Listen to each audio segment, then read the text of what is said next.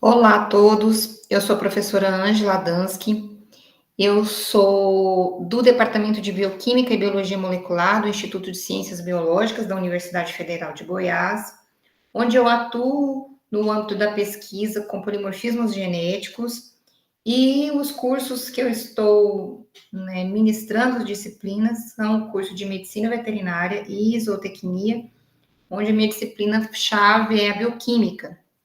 E hoje, então, nós vamos falar um pouco sobre as perspectivas da nutrigenética, né? Gostaria de agradecer imensamente pelo convite para participar do evento da 12ª Jornada de Pesquisa do Ensino e de Extensão do Instituto Federal do Mato Grosso, que é no campus São Vicente. Então, meus sinceros agradecimentos pelo convite. E a gente vai conversar um pouco sobre a nutrigenética e a nutrigenômica, né? Que são vertentes diferentes. Então, falando em nutrigenética ou nutrigenômica, é importante a gente relembrar a codificação do genoma bovino, que foi feita na década de 2000, e com isso teve grandes perspectivas em função de estudos associados ao próprio genoma, a parte de transcriptoma, a parte de proteômica e, consequentemente, metabolômica. Não nos esquecendo da parte do bem-estar animal, que é refletida em função do ambiente.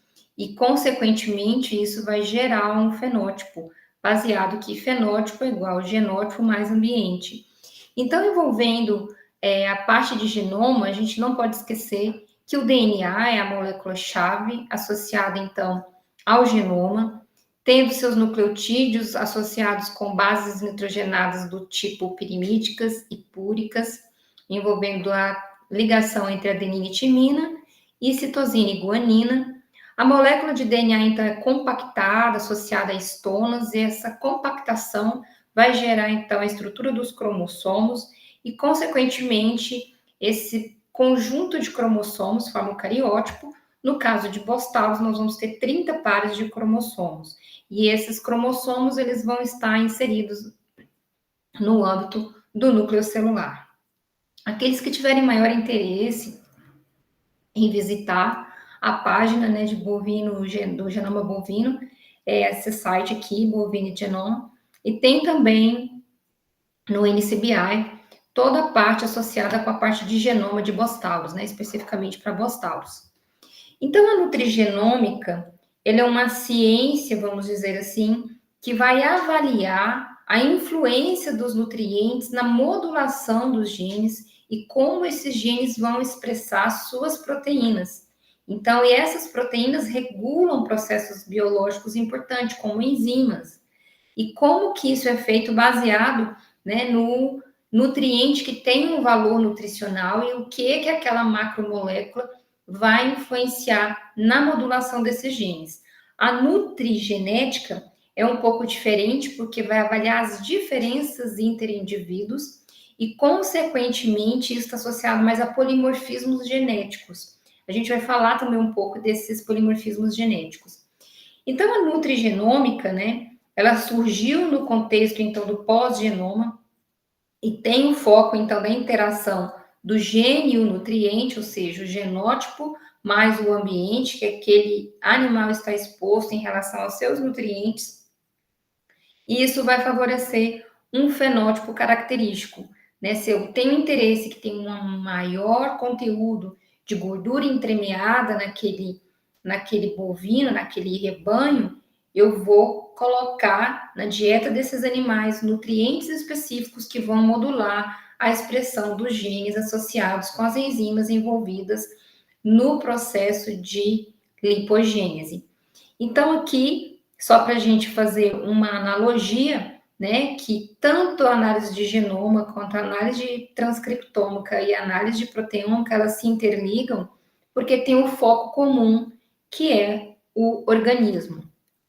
Então, a era ômica, né, a Omics era, ela se deu muito bem em função, iniciando com a parte de genoma, onde a gente teve a decodificação do genoma bovino.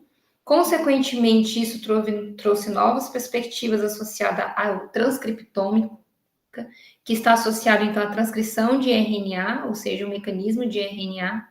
ou seja, de síntese de RNA. Esse RNA mensageiro, ele carrega a informação genética do núcleo celular até o citoplasma, e no citoplasma nós vamos ter, então, RNAs catalíticos que estão associados com a síntese de proteína. Então, aí nós temos, então, a vertente de proteômica, então, para verificar a função e a atuação dessas proteínas em específico. E, consequentemente, a integração dessas proteínas, enzimas, que estão associadas ao metabolismo. Então, aqui nós temos a questão do metabolômica. Então, todo esse contexto envolvendo a era ômica, né, a gente não pode esquecer de que a informação genética vai gerar o genótipo e que as vias metabólicas podem ser influenciadas por diversos elementos ou outros fatores, e isso vai, então, caracterizar um fenótipo. Dentre a era ômica, a gente se destaca, então, hoje, a parte de genoma, envolvendo, então, a parte de nutrigenômica, que é a associação entre a análise da expressão dos genes, envolvendo, então, determinadas características de interesse, e, consequentemente, isso tem repercutido com vias metabólicas importantes, e também não podemos deixar de falar da questão do bem-estar animal. Então, aqui é um conjunto de ciências, vamos dizer assim, que estão interagindo para a obtenção de um animal específico para a produção animal. A nutrigenômica, né, ela tem os seus efeitos em relação aos seus componentes químicos associados à dieta. Então, como eu falei, isso vai modular os genes e isso pode ter uma expressão gênica de forma direta ou indireta. Isso vai depender, então, do papel que esses genes estão associados no âmbito das células, né? Qual a função daquele gene, a expressão dele, aquela proteína funcional que vai ser expressa, qual vai ser a sua atuação. Então, inicialmente, né, é importante que atuar como ligantes para receptores de fatores de transcrição. Então, a gente sabe que são alguns fatores, eles vão determinar o processo de transcrição e, consequentemente, a gente vai ter o transcrito, que é o RNA mensageiro. Esse transcrito carrega a informação genética do DNA e vai ser traduzido numa proteína funcional. Caso esses receptores, né, de fatores de transcrição não estejam atuando de forma adequada, consequentemente, isso vai alterar a atividade da expressão gênica de um gene de interesse de características ou técnica e econômico. Então, por isso é importante também avaliarmos os fatores de transcrição. Além disso, né, as rotas metabólicas primárias e secundárias, elas vão ter intermediários importantes, e esses intermediários, que são os pontos chaves das vias, eles precisam, então, ter seus genes expressos mediante uma característica de interesse econômico.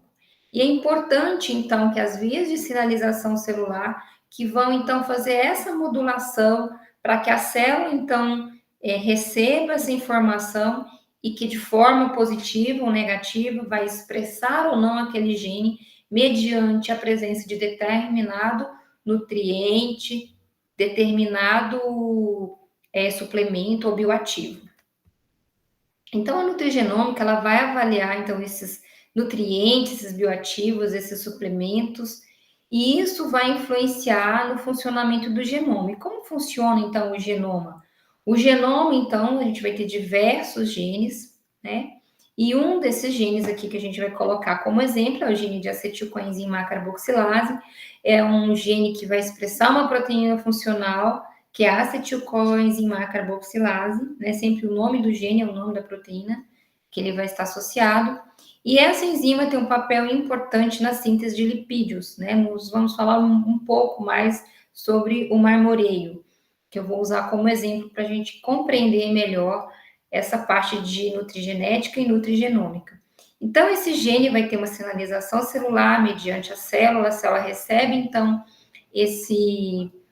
essa informação, e o gene, então, é expresso num RNA mensageiro, Esse RNA mensageiro, então, é traduzido numa proteína funcional, que é a acetilcoenzima A carboxilase, que vai atuar lá na via de lipogênese, mediante a presença de acetilcoenzima A, vindo, então, do desvio do ciclo de Krebs, né, da formação de citrato, então, onde vai ser regenerado o oxalacetato, e a acetilcoenzima A segue para a via de lipogênese, para a síntese de lipídios.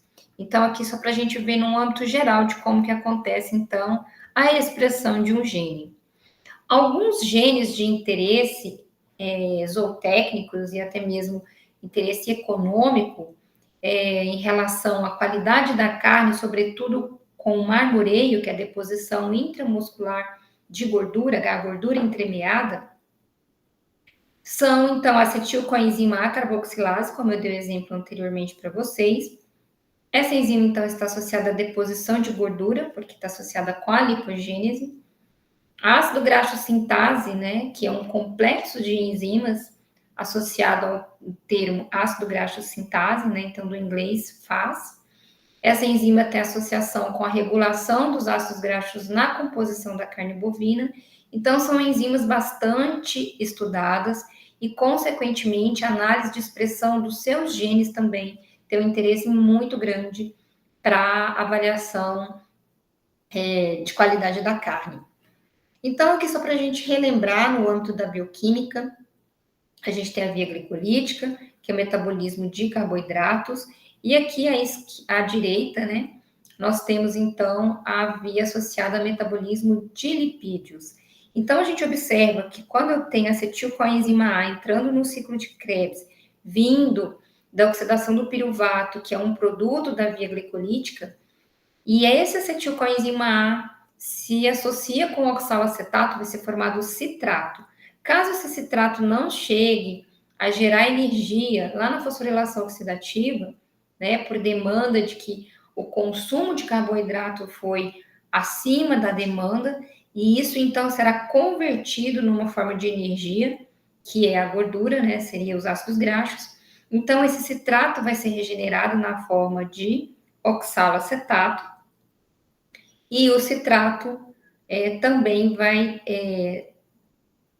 ser desmembrado, né? Formando, então, acetilcoenzima A. Então, essa via é uma via de desvio, vamos dizer assim, associada ao metabolismo de carboidrato, metabolismo de lipídio, onde o citrato regenera o oxalacetato e a acetilcoenzima A segue para a síntese de ácidos graxos e o colesterol. Então, o que é importante a gente entender aqui? Que se eu tiver uma suplementação, um nutriente importante que vai fazer com que aumente a expressão da enzima, né, do gene associado à enzima acetilcoenzima A carboxilase, consequentemente essa via vai ter um maior, a gente fala upregulation, uma alta expressão, uma maior expressão. E isso então se deve ao ambiente. Então eu proporcionei àqueles animais uma dieta diferenciada, em função do genótipo, eu vou ter um determinado fenótipo. Então, o fenótipo é igual ao genótipo mais o ambiente. Então, a acetilcoenzima carboxilase, eu não vou entrar em detalhes como atua a enzima, porque senão eu faria uma aula de bioquímica aqui, mas não é o objetivo. Então, ela tem como produto final, no seu processo catalítico, a formação de malonil com a enzima A, que é um precursor extremamente importante para a síntese de ácidos graxos. A ácido graxo sintase, né, é um complexo enzimático de várias enzimas, e cada uma dessas enzimas tem uma função importante, e a gente sabe que essas enzimas, né, esse complexo ácido graxo sintase, ele está associado, então, com a melhora da qualidade da carne, quando eu tenho uma maior expressão dessas enzimas em função de suplementação ou adição de bioativos ou um nutriente específico, para melhorar, então, a expressão desses genes. A esteorilcoenzima A desaturase é um outro gene de interesse, né, considerado um gene candidato, e essa enzima faz, então, a conversão de ácidos graxos saturados em ácidos graxos monoinsaturados. Essa enzima tem importância principalmente na qualidade da carne né, para gado de corte, para maciez e sabor da carne, sobretudo em função de que gordura, né, tem uma característica organoléptica importante de sabor, então por isso o grande interesse na avaliação da expressão do gene esteoril coenzima A, que é responsável pela codificação da enzima esteoril coenzima A desaturase. A glutationa peroxidase é uma outra enzima também de extrema importância, porque essa enzima está associada com a via das pentoses, e isso favorece, né, a produção de um NADPH, e esse NADPH pode ser utilizado pela enzima, né, específica, né, da via de lipogênese, associada também com a enzima málica, que vão ter 2 NADPHs que vão ser utilizados no processo, então, de síntese de lipídios. E a gente sabe que dietas suplementadas vão aumentar, então, a expressão de glutationa peroxidase, e é importante essa enzima no contexto de controle de radicais livres, porque os animais, então, que são suplementados, por exemplo, com vitamina E, eles vão apresentar uma qualidade de carne melhor do que quando não suplementados. Então, aqui nesse exemplo aqui dessa figura, são animais que não foram suplementados. Então, eles vão ter essa cor escurecida aqui na carne e, consequentemente, isso não quer dizer que essa carne não tenha qualidade, mas visivelmente, alguns consumidores não compram o produto em função dessa característica aqui de pós-mortem, né? E isso não quer dizer que a carne escurecida quer dizer que ela está apodrecida, certo? Aqui é por questão de pouca atividade da glutationa peroxidase. Então, se eu suplementar o animal com vitamina E, eu vou ter maior expressão do gene e, consequentemente, maior produto de glutationa peroxidase. E aí, então, essa carne vai ficar mais avermelhada e isso, então, gera uma qualidade para a carne e, consequentemente, um valor de mercado maior em função de controle de oxidação. Então, aqui, só para a gente relembrar, a síntese de ácidos graxos, a lipogênese, como eu falei, a via das pentoses libera um NADPH, né, associado a ribulose 5-fosfato. Temos um outro NADPH aqui, que é utilizado pela glutationa peroxidase, que está associado, então, ao controle de estresse celular, né, e oxidação. E uma outra fonte de NADPH é quando eu tenho, né, o citrato que vem do ciclo de Krebs, ele vai ser degradado, vamos dizer assim, onde o oxalacetato pode formar malato, e o malato, né, pela enzima málica, vai formar piruvato e vai formar um NADPH. Esse NADPH, então, segue para a via de lipogênese. Além disso, do oxalacetato fornecer o NADPH, o citrato que liberou o oxalacetato, ele libera também acetilcoenzima A, que é o substrato da acetilcoenzima A carboxilase, para formar malonil-CoA. Então, aqui só para a gente ver de forma mais clara, né, o malato formando piruvato pela enzima málica, e aqui na via da pentose, né, a gente vai ter a formação de ribulose 5-fosfato, onde tem mais um NADPH que é utilizado para a síntese de lipídios. Alguns marcadores, né, além de expressão gênica, especificamente o gene, a gente utiliza outros marcadores como os fatores de transcrição. E tem sido descrito que estes estão associados, então, com características de medidas de suculência, de maciez, né, em relação à força de cisalhamento, capacidade de retenção de água, perda de água depois do cozimento. Então, são características de qualidade da carne que podem estar associadas com esses fatores de transcrição. Dentre os fatores de transcrição associados ao gado de corte, nós temos o receptor ativo de peroxissoma, que é o PIPAR, né? É uma grande família de receptores nucleares que estão associados, então, com regulação do metabolismo, dos nutrientes e da homeostase energética. E esses fatores de transcrição, eles têm um fator primordial, né? Um papel central na adipogênese e na lipogênese. sendo que eles são considerados, então, reguladores da síntese de ácidos graxos. Então, o PPAR gama, ele tem uma influência, né, da sua isoforma nos adipócitos. Um outro fator importante é o fator de proteínas, né, fator de transcrição de proteínas ligantes aos esteroides, que são os SERBs. E esses SERBs, eles têm suas isoformas, principalmente o P1, ele está envolvido com a regulação da lipogênese e o P2 associado, então, com a colesteroidogênese. Então, só para a gente relembrar, né, o marmoreio, a regulação do marmoreio, ou marbling regulation, então, vários fatores que estão associados a esse contexto de produção de gordura no âmbito intramuscular. Então, esses fatores de transcrição, eles são muito bem estudados, bem avaliados, e tem muitos estudos descritos na literatura, demonstrando que esses fatores são influenciados, né, a sua expressão mediante a dieta dos animais. Então, alguns nutrientes são importantes para esses animais, para que ocorra, então, essa regulação do marmoreio, ou seja, né, o marbling regulation, onde a acetilcoenzima A vai seguir para a via de lipogênese para formar, então, ácido graxo, sendo que a acetilcoenzima A carboxilase e ácido graxo sintase têm influência por SERBP1, que está associado especificamente com a lipogênese, e SERB-P2 com a colesteroidogênese. Não esquecendo que também a gente tem uma influência desses dois fatores de transcrição associados com a adipogênese.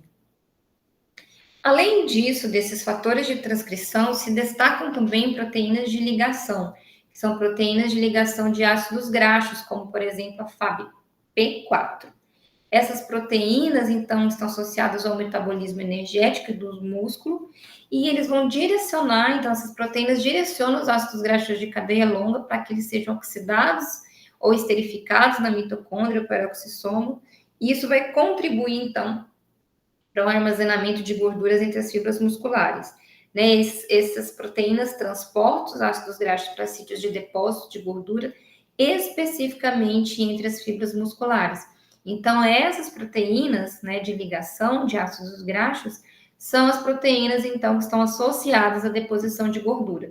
Então, quando eu não tenho um nutriente adequado, consequentemente, eu não tenho adipogênese regulada, né, uma lipogênese regulada em relação ao marmoreio, ao marbling regulation, a regulação, a modulação desse marmoreio.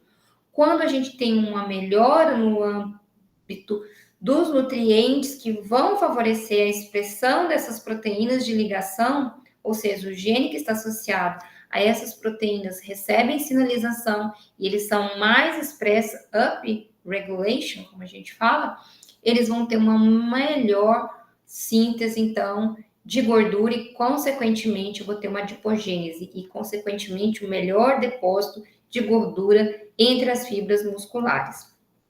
E como a gente faz isso? Como que a gente faz as análises dessa expressão gênica desses genes associados, então, com, por exemplo, a lipogênese?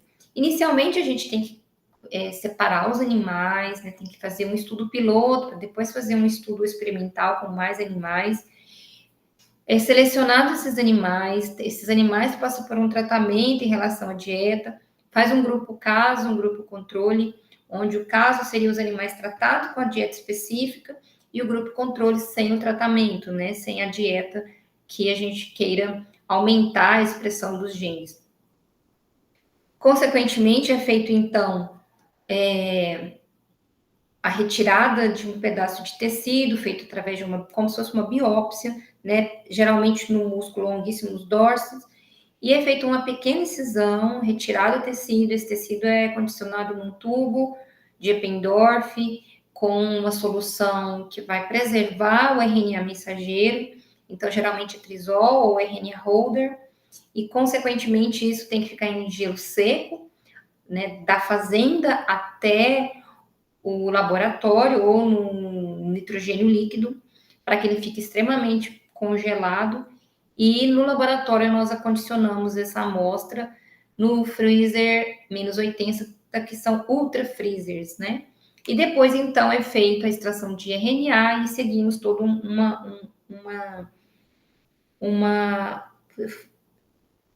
como é que fala, gente? Perdi aqui, desculpa. Segue uma linha de raciocínio para a gente fazer, então, as análises associadas com a expressão gênica.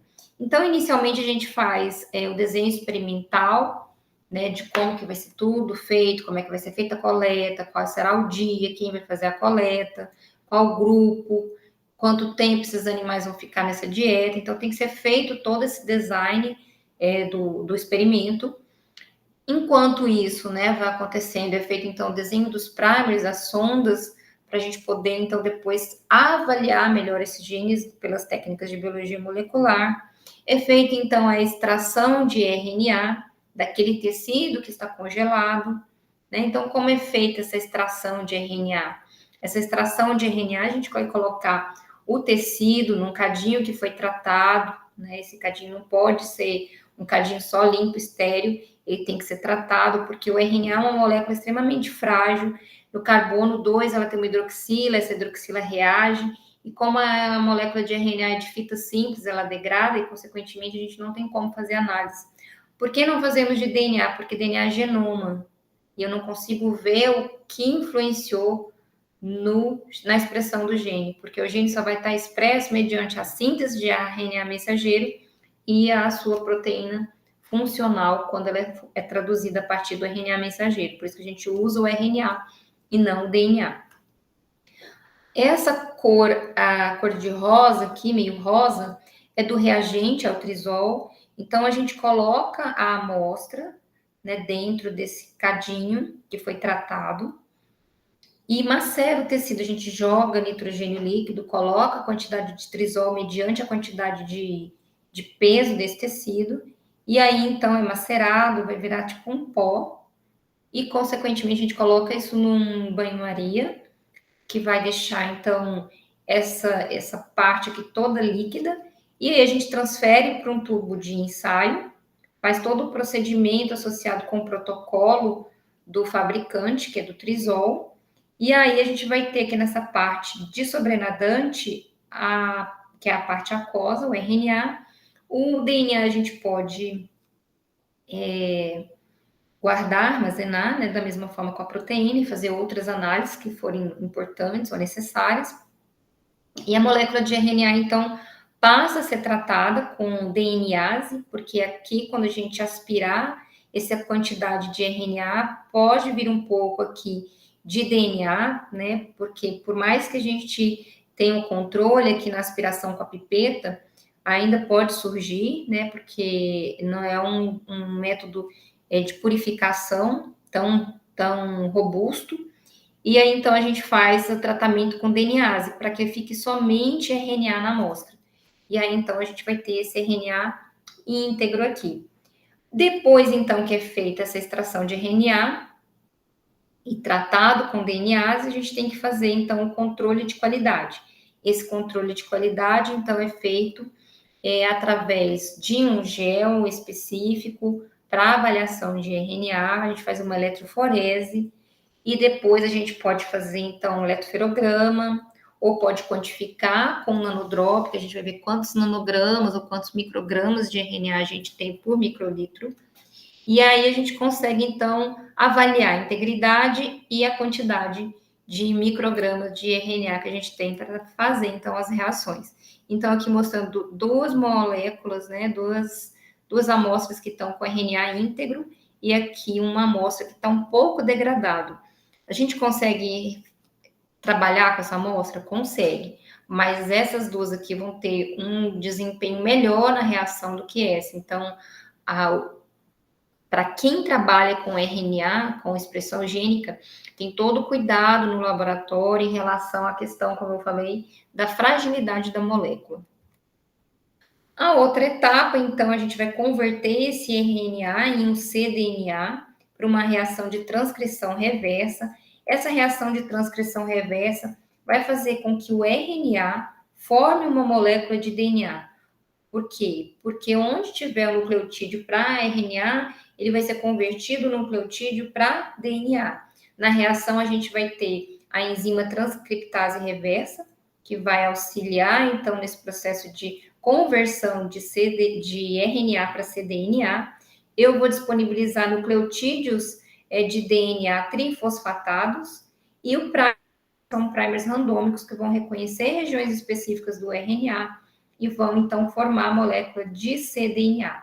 Aí, com o cDNA, a gente vai fazer uma reação do tipo PCR em tempo real, né, que é quantitativa, a gente vai fazer uma quantificação relativa, para mim ver o quanto foi expresso daquele gene, comparado com o gene constitutivo, normalizador, ou housekeeper, e, consequentemente, a gente vai verificar, né, para aquela sequência-alvo daquele gene de interesse, o quanto foi expresso. Então, vou ter várias moléculas de DNA que vão ser ali produzidas na reação do tipo real-time.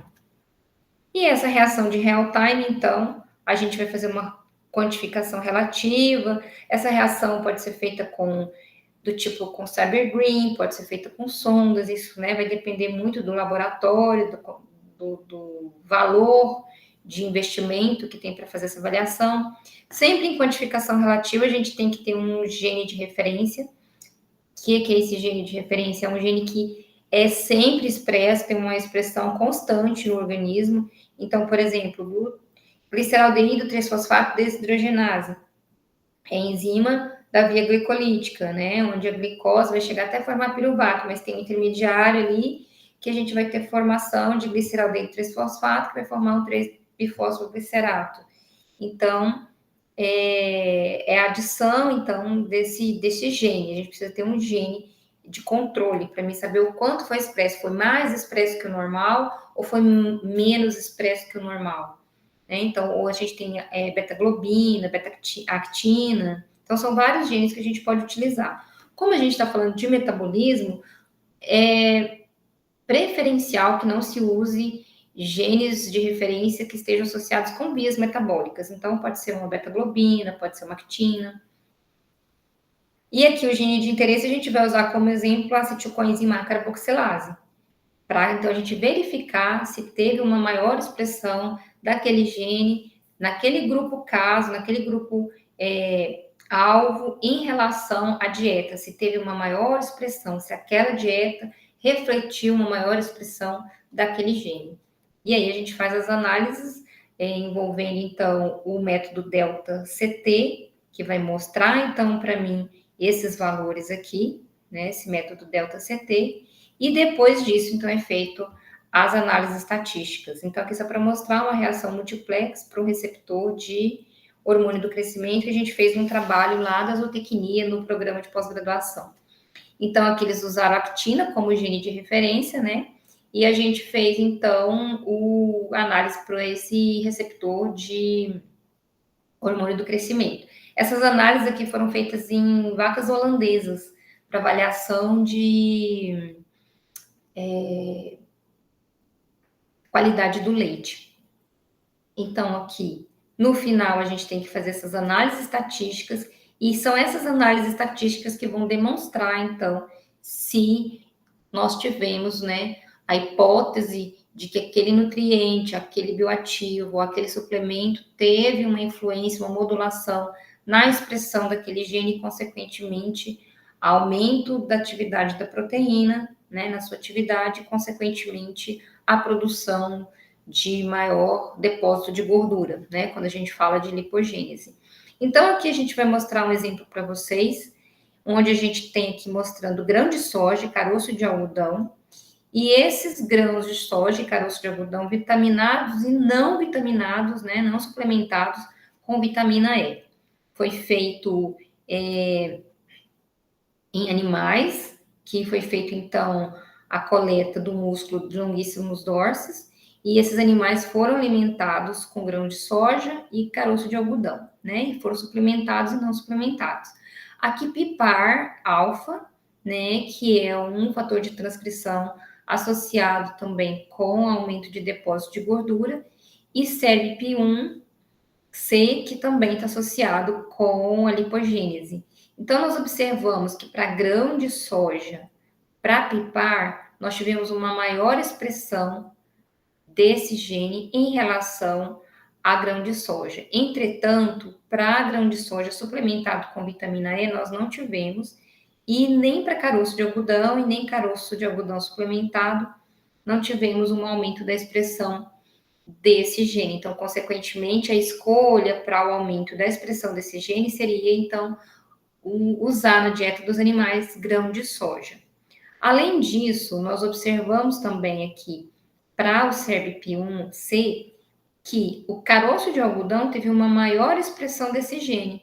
Então, se tivermos o interesse de uma maior expressão de SERBP1C, a dieta recomendada seria, então, caroço de algodão, e não suplementado com vitamina E, nem mesmo grão de soja suplementado ou sem suplementação. Aqui, para estearil com a enzima A desaturase, nós tivemos um aumento da expressão desse gene, associado, então, com aqueles animais que foram alimentados com grão de soja. Enquanto os animais que foram suplementados com grão de soja, né, com vitamina E, tiveram uma maior expressão para acetilcoenzima A carboxilase.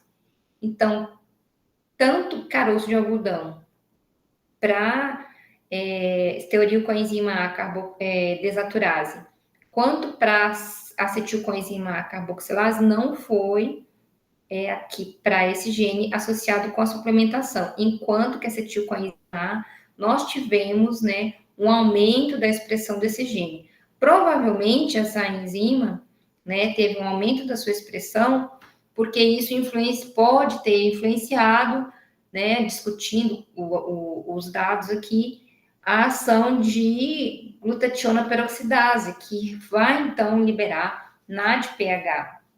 E esse NADPH também pode ser usado, né, não só da ribulose 5-fosfato, mas ele também pode ser usado para a síntese de lipídios lá pela ação da acetilcoenzima A carboxilase.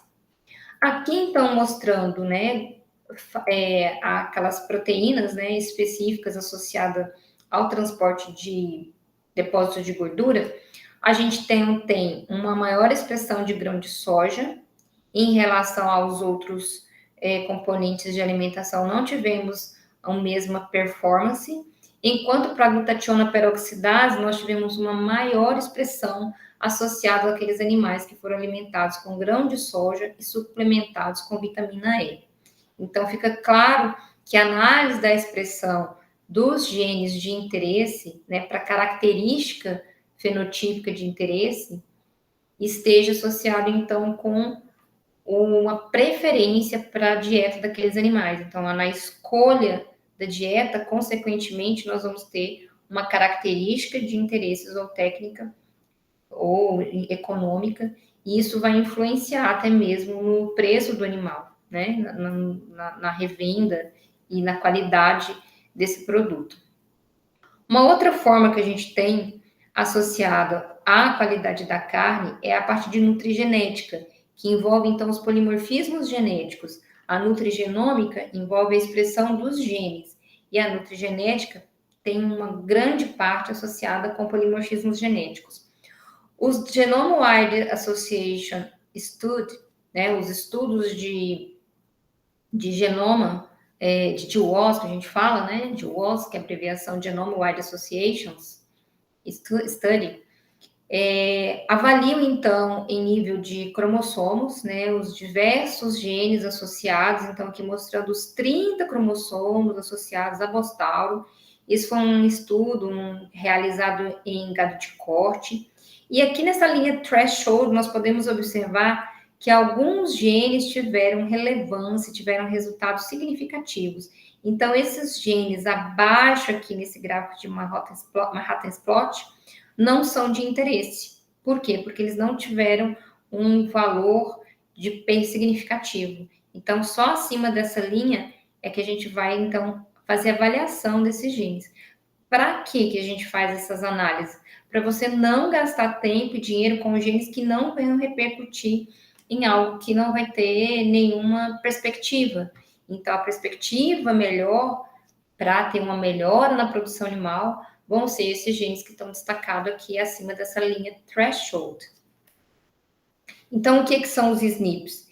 Os SNPs, então, são do inglês, são polimorfismos de nucleotídeo único, né? São single nucleotide polymorphism, que são variações de um único nucleotídeo que vão ocorrer entre as sequências de DNA do indivíduo, onde eu tenho, então, a troca, por exemplo, de G para T, e aí, consequentemente, troca as bases, né? Porque se é T, vai ligar com A, e onde era tipo C, vai ligar com G. Então, o selvagem era C para G. E o polimórfico, vamos dizer assim, ele trocou esse um único nucleotídeo aqui de C para T na posição, por exemplo, 3, 3, 5 do gene, ele vai ser, então, TA, né, que vai mudar o nucleotídeo, consequentemente muda a base de ligação. Então, a troca de C para T, a gente tem esse polimorfismo. Então, os indivíduos selvagens vão ser CC, e os indivíduos heterozigotos vão ser CT. E os indivíduos mutantes, que vão ter, às vezes, a depressão total da atividade daquela enzima, daquela proteína, vão ser TT, certo? Então, isso é muito utilizado em diversos parâmetros, farmacogenética, nutrigenética, né? Então, a gente tem muitas aplicações desses polimorfismos genéticos. Então, para a gente compreender melhor essa parte de nutrigenética e nutrigenômica no âmbito da produção animal, é importante o conhecimento de bioquímica, né? Dentro da bioquímica, a gente tem uma sub-área, que é a biologia molecular, onde as biomoléculas vão ser DNA e RNA, e é utilizado, então, ferramentas moleculares para fazer, então, as análises dessas biomoléculas, associada, então, à genômica, transcriptômica, proteômica, né, metabolômica, né, que é a aerômica, que está associada aqui. É importante o conhecimento de genética, de melhoramento animal, de nutrição, associado também à análise estatística, então são análises robustas, e aí sim, isso vai repercutir num ganho muito grande para a produção animal.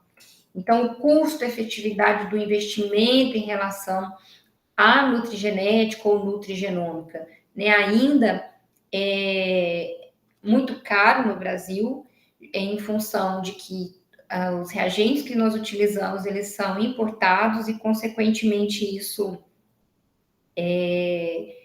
vai dificultar para que todos tenham acesso, para que todos os pesquisadores possam, então, desenvolver seus experimentos e, consequentemente, delimitar. Existem alguns pesquisadores que já conseguiram, né, criar patentes, fazendo microchips com SNPs específicos, né, para modulação de genes, para avaliação de SNPs, né, de polimorfismos genéticos, e isso já coloca em venda, e, consequentemente, isso é passado para o produtor, e aí ele consegue, naquele rebanho dele, selecionar aqueles animais que têm o perfil genotípico para as características fenotípicas de interesse econômico que aquele produtor precisa ou quer. Existem muitas parcerias que são feitas. Aqui em Goiás, né, quem tiver interesse, o Dr. Cláudio Ulloa Magnabosco, ele trabalha com a parte de produção animal, envolvendo a qualidade da carne, ele trabalha muito com DIWALS. Quem tiver interesse, depois pode procurá-lo, tá? Ele trabalha na Embrapa. E as perspectivas, então, né, dessa nutrigenética, dessa nutrigenômica, né, para a qualidade da carne, né? Por que a gente faz isso? A gente faz isso para ter um melhor produto, melhor produção animal. Então, a dieta e os componentes nutricionais, eles podem, então, modular esses processos metabólicos pela expressão gênica, up ou down regulation, isso vai depender do ponto de vista que vai ser avaliado, que vai ser determinado. Os componentes nutricionais podem agir no genoma, direto ou indiretamente, alterando a expressão dos genes e dos produtos desses genes. As consequências de uma dieta são dependentes do estado de saúde, do bem-estar do animal. Eu não posso esquecer que o ambiente vai influenciar o fenótipo. Então, o ambiente que esse animal está inserido, ele tem que ter o seu bem-estar, né, bem nutrido, a nutrição tem que ser adequada, né? Se tem que suplementar para ter uma característica específica, um bioativo, um nutriente específico, isso tem que ser feito e lembrar que o fenótipo é o genótipo mais o ambiente. Intervenções na dieta, né, são baseadas fundamentalmente no conhecimento das necessidades nutricionais e no genótipo, que podem ser utilizadas para o desenvolvimento de planos individuais e nutricionais individualizados. Por quê? Porque se eu tiver um perfil do meu rebanho em relação a determinados genes, né, esse perfil genotípico vai favorecer, então, que eu consiga desenvolver planos nutricionais adequados para aquele rebanho e, consequentemente, como que eu quero que seja a produção. A dieta, né, pode potencialmente compensar ou acentuar os efeitos de polimorfismos genéticos. Então, esses polimorfismos são muito estudados, né? Eu não falei muito de polimorfismos, senão teria, né, ia demorar muito. E eu quis trazer mais um pouco do que eu faço com meus alunos na veterinária e na zootecnia, que é a parte de modulação, né, associada então com a expressão gênica. E eu gostaria de agradecer, né, a comissão organizadora pelo evento. Eu não consegui gravar direito no dia do evento, porque minha internet caiu e eu não fiquei mais conectada na sala com o YouTube, e por isso eu fiz essa gravação para vocês. Meus alunos, né, sou muito grata a eles, né, eu acabo aprendendo muito com eles, porque eu não sou da área da veterinária, nem da zootecnia, não sou bióloga, sou biomédica, né, e acaba que eu aprendi muito com a Escola de Veterinária e Zootecnia. E aqui meu e-mail, aqueles que tiverem qualquer dúvida, se quiserem que disponibilize a palestra, fiquem à vontade. Aqueles que quiserem fazer qualquer pergunta também, se sentirem mais confortáveis pelo direct do Instagram, eu sigo à disposição e agradeço mais uma vez pelo convite e pela oportunidade. Obrigada.